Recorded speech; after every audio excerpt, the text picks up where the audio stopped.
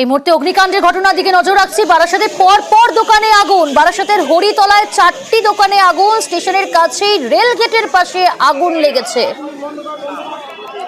এ বিষয়ে আরো বিস্তারিত জানাবো আপনাদের। জিয়াউল রয়েছে প্রতিনিধি। তবে তার আগে আপনাদের জানাবো, বারাসাত রেল স্টেশনের কাছে দোকানে আগুন। পরপর 4টি দোকানে আগুন। স্টেশনের কাছে রেলগেট, রেলগেটের পাশেই এই দোকান, সেই দোকানেই কিন্তু আগুন লেগেছে। কিভাবে আগুন লাগলো, আগুন নিয়ন্ত্রণে কিনা জানার চেষ্টা করব।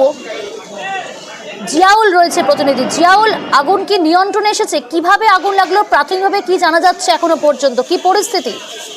দেখো, প্রাথমিকভাবে যেটা মনে করা হচ্ছে যে এলাকার মানুষ, দোকানদার, তাদের স্পষ্ট বক্তব্য, হঠাৎ একটা বিকট আওয়াজ হয় এবং সেই বিকট আওয়াজ হওয়ার পরেই একেবারে 12 নম্বর রেলগেট লাগোয়া একের পর এক পরপর দোকানে কিন্তু দাউ দাউ করে আগুন জ্বলে যায়। এবং প্রত্যক্ষদর্শীর দাবি যে একটি পায়রা সেখান থেকে উড়ে যাওয়ার সময় কোন রকম ভাবে শর্ট সার্কিট হয় এবং সেই সময় আগুন লাগে এবং পরপর ভস্মীভূত হয় একের পর এক দোকান। এখনো পর্যন্ত প্রায় 4টি দোকান ভস্মীভূত হয়েছে।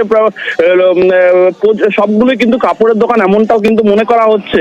এবং ইতিমধ্যে দমকলের 2টি ইঞ্জিন প্রায় আধা ঘন্টা চেষ্টায় আগুন কিছুটা হলে নিয়ন্ত্রণে, কিন্তু এখন প্রচুর ধোঁয়া দেখা যাচ্ছে। এবং যেহেতু রেলগেট লাগোয়া, 12 নম্বর রেলগেট লাগোয়া এই দোকানগুলির ফলে প্রায় মিনিট 15 ধরে ট্রেন কিন্তু আপ এবং ডাউন, শিয়ালদা বনগাঁ, শিয়ালদা আশরাবাদ, শিয়ালদা বারাসাত শাখা সমস্ত ট্রেন কিন্তু 15 মিনিটের জন্য প্রায় 15 থেকে 20 মিনিট পুরোপুরি বন্ধ ছিল।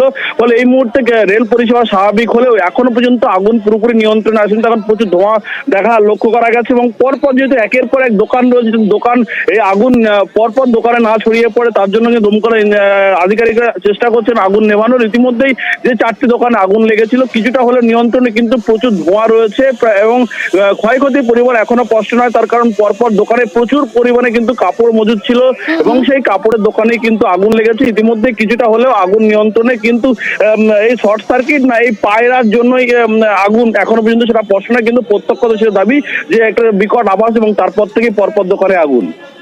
বেশ।